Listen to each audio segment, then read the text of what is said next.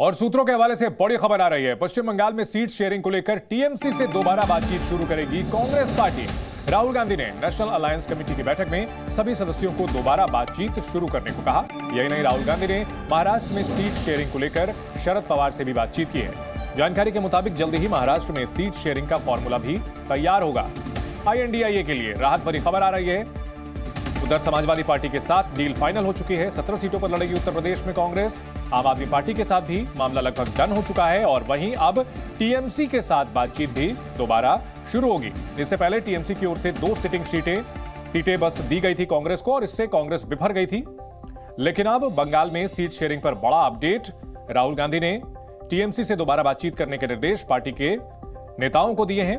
राहुल गांधी ने एनएससी की बैठक में कहा कि टीएमसी के साथ बातचीत दोबारा शुरू की जाए। लेकिन बड़ा सवाल यह है कि जो 2 सीटें ममता बनर्जी सिर्फ दे रही थी, क्या वहां वो सीटों की संख्या बढ़ाने को राजी होंगी? उधर महाराष्ट्र में भी सीट शेयरिंग को लेकर शरद पवार के साथ चर्चा करेंगी कांग्रेस। और इस बड़ी खबर पर हमारे साथ रवि त्रिपाठी जुड़ चुके हैं। रवि, लगातार आईएनडीआईए गठबंधन के लिए अच्छी खबर आ रही है। पहले यूपी, फिर दिल्ली और इन तमाम जगहों के बाद अब पश्चिम बंगाल पर चर्चा शुरू होगी।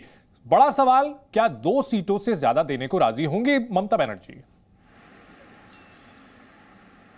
नहीं, देखिए, एक फार्मूला नया बना है, उसी पर उम्मीद भी जगी है। जो फार्मूला समाजवादी पार्टी के साथ बना, जो फार्मूला आम आदमी पार्टी के साथ बना, कि सिर्फ एक जगह के लिए समझौता नहीं होगा, पूरे देश के लिए समझौता हो रहा है। जैसे समाजवादी पार्टी के साथ उत्तर प्रदेश में आपने समझौता किया, आपने 17 सीटें ली, तो 1 सीट आपने मध्य प्रदेश में उनको खजुराहो दिया।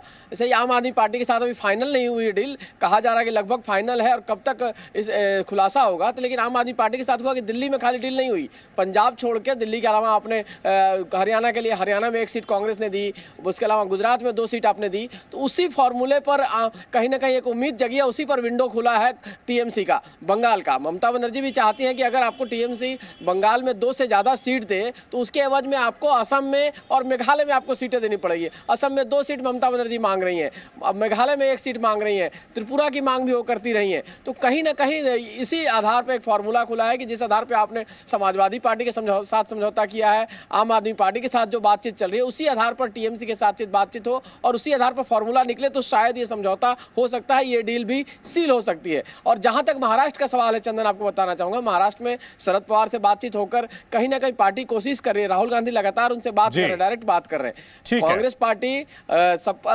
एनसीपी और तीसरी पार्टी, अगर शिवसेना की बात करें, तीनों पार्टी टूटी हुई है, तीनों पार्टी के नेता भागे हुए हैं। तो तीनों की बार्गेनिंग कैपेसिटी नहीं है। 15-15-15 और 3 का फॉर्मूला बना था। तीनों जो अलायंस पार्टनर है, ठीक है, तो कांग्रेस ने कहीं ना कहीं ये जो फॉर्मूला निकाला है रवि, ये दूसरी जगहों पर कामयाब होता दिख रहा है। और